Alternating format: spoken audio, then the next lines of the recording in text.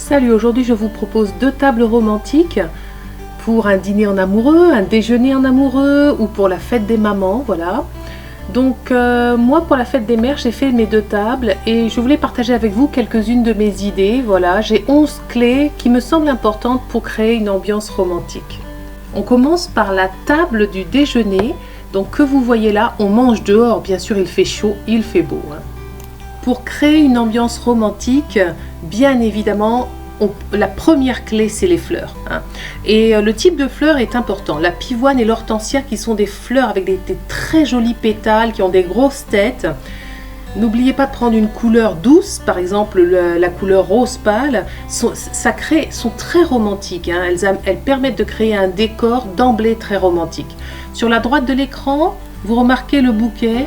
J'essaie de créer une ambiance tout autour de la table, donc sur une desserte, sur une petite table basse, vous pouvez mettre un grand bouquet. Plus il y a de fleurs, plus vous avez une ambiance comme ça douce, romantique, fleurie. Voilà la recette du bouquet. C'est un bouquet qui est quand même assez fourni, hein. Je devais avoir 35 tiges à peu près, hein.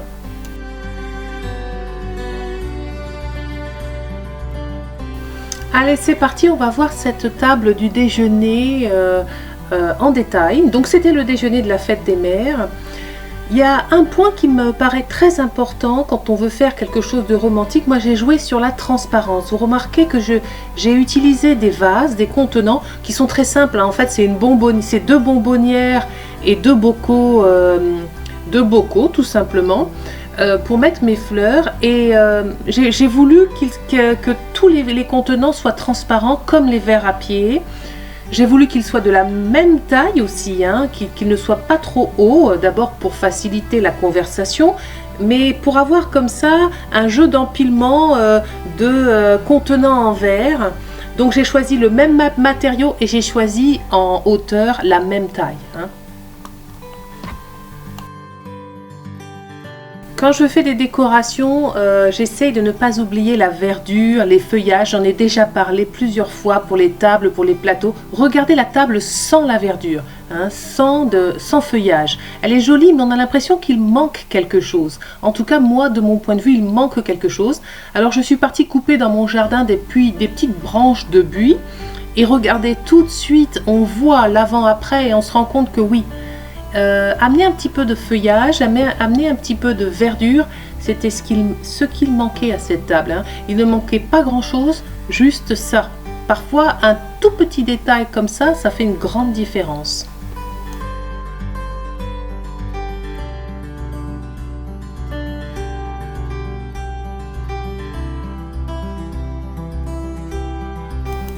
Là je vous montre ma table de plus près.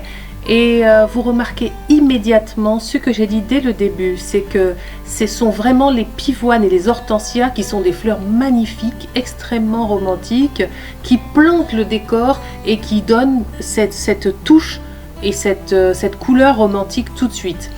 Et vous remarquez aussi l'empilement de contenants en verre, les vases, les verres à pied, etc. Pour moi, ce sont vraiment les 2 éléments clés de cette décoration, même si c'est vrai que les fleurs font tout, hein. Pour le soir, j'ai repris évidemment une bonne partie de ce que j'avais utilisé donc le matin. J'ai juste fait des petits changements que je voulais vous montrer. D'abord, la nappe était tachée et pour l'été, j'utilise énormément, ça va vous surprendre, les nattes de plage. Ça fait très estival. Quand vous faites un barbecue, quand vous faites un dîner au bord de la piscine ou dans le jardin, la natte de plage, oui, vous pouvez être peut-être un peu surpris, mais vous allez voir que ça donne de bons résultats, ça fait très estival. Donc je suis partie sur une natte de plage. Avec la natte de plage, les accessoires qui fonctionnent bien, c'est l'osier. Et c'est vrai que je les avais utilisés aussi le midi, mais le soir je trouve que ça va encore mieux avec la natte de plage. J'utilise des sous-assiettes en osier. Et on peut utiliser toutes sortes d'accessoires en osier sur les nattes de plage. Ça donne toujours un bon résultat.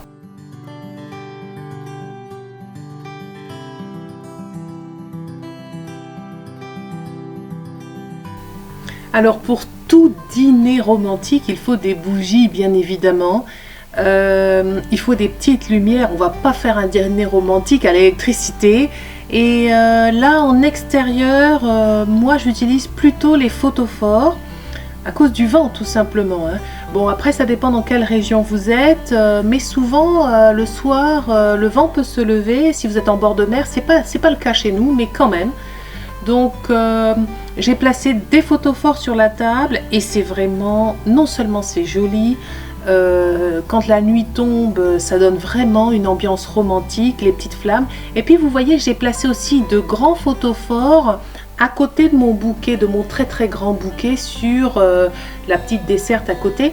Il ne faut pas oublier d'essayer de créer une ambiance aux alentours, tout autour de la table. Donc vous pouvez mettre des photophores sur la table et puis c'est bien aussi d'en mettre autour, voilà, sur des meubles autour.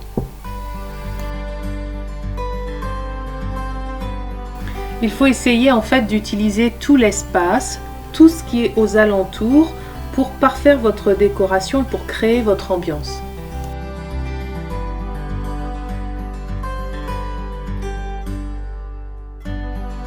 Pour le dîner, j'ai utilisé un vase inattendu, j'ai utilisé donc un verre à pied pour y mettre mes branches de buis.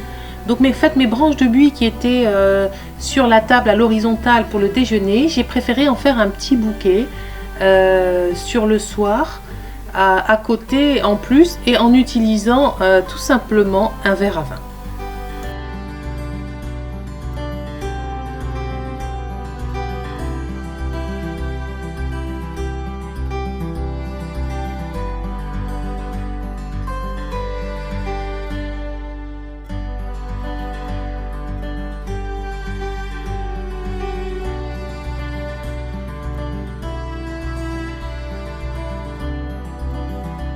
La 10e clé pour créer une ambiance pour un dîner comme ça ou un déjeuner à l'extérieur romantique, c'est les coussins. J'ai pas une très bonne photo, mais je trouve que quand on met des coussins sur les chaises, comme vous avez là sur le fauteuil, ça fait tout de suite plus romantique, plus cosy. Ce sont des petits détails. Vous pouvez également penser à mettre des jolis plaids dans un panier à côté de la table.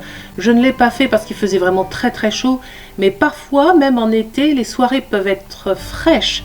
Et mettre des jolis plaids joliment disposés à côté, non seulement ça fait un élément de décoration, mais en plus c'est pratique, c'est une jolie attention pour vos invités.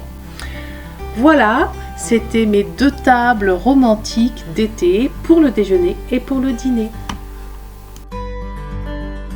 J'espère que vous avez été inspirés par certaines de mes idées et puis je vous souhaite de beaux repas romantiques avec ceux que vous aimez. Voilà, salut les amis, à bientôt.